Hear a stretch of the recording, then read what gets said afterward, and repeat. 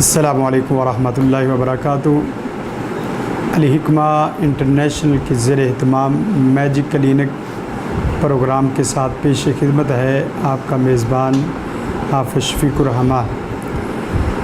Magic clinic یہ ایک پورا ادارہ ہے، اس کے اندر جادو اور جنات کے جمیع مسائل کو ہم ڈسکس کریں گے انشاءاللہ۔ تو آج کے اس پروگرام میں ہم آپ کو بتانے جا رہے ہیں کہ جادو کیا ہے اور جادو کا دیگر مذاہب اور اسلام کی نظر میں حکم کیا ہے۔ تو سب سے پہلے یاد رکھیں کہ جادو یہ ایک انتہائی باریک اور لطیف عمل کا نام ہے جو ایک انسان خلوت اور جلوت میں بیٹھ کے شیطانوں کا قرب حاصل کرتے ہوئے اور جنوں کے قربت کے لیے کچھ انتہائی غیر مناسب اور غیر شرعی عمل کرتا ہے اور اس کے عوض ان سے مدد لیتا ہے۔ مثلاً بعض دفعہ تو جادو کے اندر یہ عمل بھی کیا جاتا ہے کہ قرآن مجید کو انتہائی غلیظ جگہ پہ وہ جا کے اس کی بے حرمتی کی جاتی ہے، اور بسا اوقات یہ ہوتا ہے کہ قرآن مجید کو باتھ روم میں جا کے پڑھا جاتا ہے اور بے حرمتی کے ذریعے شیطانوں سے مدد حاصل کی جاتی ہے۔ اور اسی طرح جادو وہ عمل ہے جس میں انسان اس کی حقیقت کو غیر حقیقت میں پھیر دیتا ہے، یعنی اس کی حقیقت ہی بدل کے رکھ دیتا ہے۔ بسا اوقات جادو آنکھوں کا تخیل ہوتا ہے، اور بسا اوقات جادوئی عمل کے ساتھ انسان اپنے حواس کو کھو بیٹھتا ہے۔ قرآن مجید میں اور دیگر غیر اسلامی مذاہب میں اس کا حکم کفر کا ہے۔ قرآن مجید میں اللہ تعالیٰ ارشاد فرماتے ہیں وَلَكِنَّ الشَّيَاطِينَ كَفَرُوا يُعَلِّمُونَ النَّاسَ السِّحْرَ،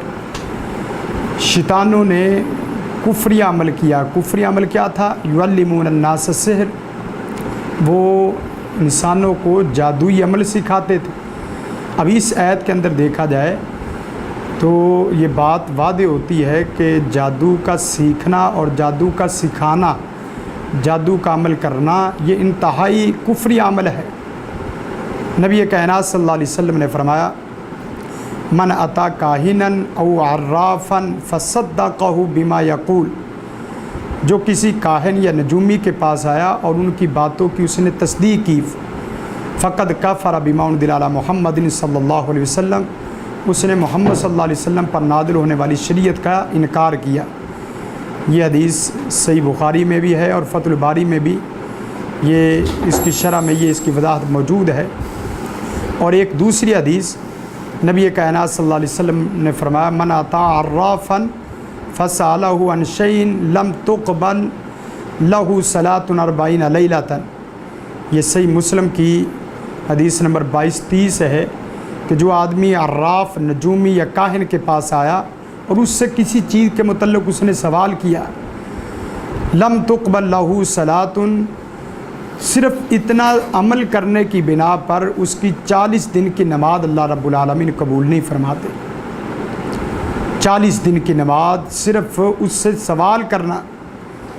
اس سے نماز قبول نہیں ہوتی۔ چاہے جائے کہ ایک آدمی جادوگر کے پاس بھی جائے اور جادوئی عمل کو جانتا بھی ہو اور پھر جادوئی عمل کرائے بھی، اور اس کے ساتھ ساتھ جادوئی عمل پہ ڈھیٹ پن بھی اختیار کرے۔ بسا اوقات ہم دیکھتے ہیں کہ کسی آدمی کو جادو ہوا ہے، اس کے جادو کا توڑ کر دیا، 2 مہینوں کے بعد پھر جادو ہو گیا، اس لیے کہ وہ جو جادو کرنے والا ہے وہ اس عمل کو چھوٹا سمجھتا ہے اور اس کی نظر میں وہ جادوئی عمل کوئی بڑا عمل نہیں ہے،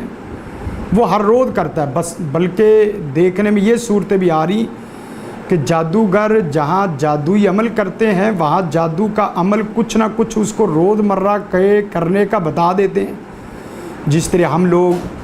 بتا دیتے ہیں کہ آپ جادوئی عمل کی حفاظتی تدابیر کے لیے یہ کام کریں کہ قرآن مجید کے وظائف پڑھیں، صبح و شام کے اذکار پڑھیں، اسی طرح جادوگر بھی اپنے وہ جادو کروانے والوں کو کچھ وظائف بتا دیتا ہے کہ آپ نے صبح یہ جادو والا عمل کرنا ہے اور شام کو یہ جادو والا عمل کرنا ہے۔ تو گویا کہ جادو اسلام کی نظر میں بھی کفری عمل ہے، اور اسی طرح عیسائیت کو لے لیں، یہودیت کو لے لیں اور دیگر مذاہب کو لے لیں، ان کے ہاں بھی اس کی سزا وہ قتل ہے، اور ان کے ہاں بھی جادوئی عمل یہ شیطانی عمل ہے جس کی تاریخ بھی شاہد ہے، اور دیگر